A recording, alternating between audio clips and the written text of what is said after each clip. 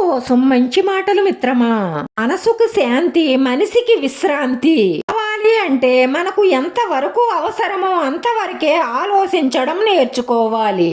ఎందుకంటే జీవితంలో ఏది శాశ్వతం కాదు, మనకి ఏది శాశ్వతంగా ఉండదు. ఈ విలువను కాపాడుకోవడానికి విలువ లేని చోట ప్రయత్నించడం ఉన్న విలువను కూడా పోగొట్టుకున్నట్టు అవుతుంది. బలహీనులు మాత్రమే ఎదుటి వారిలో ఉన్న లోపాలను ఎంచుతూ ఉంటారు. బలవంతులు మాత్రమే వారిలో ఉన్న లోపాలను సరిచేసుకుంటూ ఎదుటి వారి లోపాలను క్షమిస్తూ మౌనంగా ఉంటారు. బుద్ధిమంతులు మాత్రమే జరిగినవన్నీ మర్చిపోయి ప్రశాంతంగా జీవించడానికి ప్రయత్నిస్తారు. నీకు మర్యాద లేని చోట నువ్వు కాలికి వేసుకునే చెప్పులు కూడా విడవరాదు. సమాజంలో నీ దగ్గర డబ్బు లేకపోతే నీ వాళ్లే నీకు విలువనివ్వరు. మనం ఎంతవరకు వారికి ఉపయోగపడతామో అంతవరకే మన విలువ ఉంటుంది. వారి అవసరం మనకు ఉంది అంటే మన విలువ తగ్గిపోతుంది.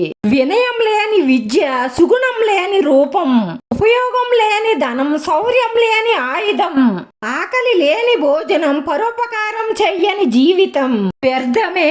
మౌనం ఎప్పుడూ అర్థం కానిది కాదు, చేత కానిది అంతకంటే కాదు. కొన్ని వేల ప్రశ్నలకు సమాధానం, కొన్ని వందల సమస్యలకు పరిష్కారం మౌనంలో దాగి ఉంటుంది. ఎవరి గురించి ఎక్కువగా ఆలోచించకుని మనశ్శాంతి దూరం అవుతుంది.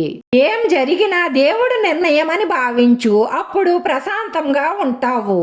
ఏ బంధము కూడా దానంతట అదే దూరం కాదు. వ్యక్తిత్వం వల్లనో, ప్రవర్తన వల్లనో, ఒకరి పట్ల ఒకరు నిర్లక్ష్యం చూపడం వల్లనో, కోపంలో వచ్చే కఠినమైన మాటల వల్లనే బంధాలు దూరం అవుతాయి. ఈ కాలంలో పిల్లలు ఎక్కువగా ఇలాగే ఆలోచిస్తున్నారు.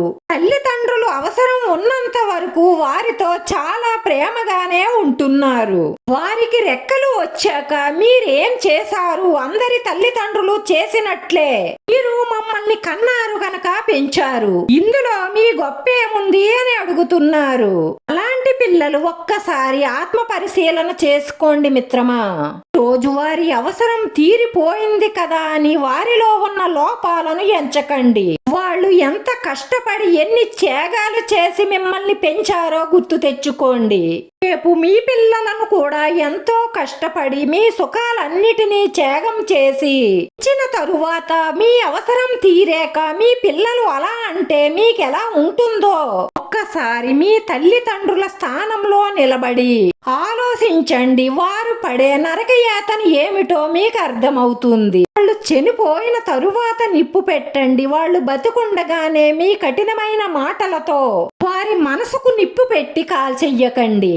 ఇన్ని మంచి మాటల్లో ఏ మంచి మాట నచ్చిందో కామెంట్ చెయ్యండి. వీడియో నచ్చితే లైక్ చెయ్యండి, షేర్ చెయ్యండి, సబ్స్క్రైబ్ చేసుకుని పక్కనే ఉన్న బెల్ ఐకాన్ క్లిక్ చేస్తే నేను పెట్టి ప్రతి వీడియో మీకు వెంటనే నోటిఫికేషన్ వస్తుంది. ధన్యవాదాలు మిత్రమా. శ్రీ దుర్గా మల్లేశ్వర స్వామినే నమః.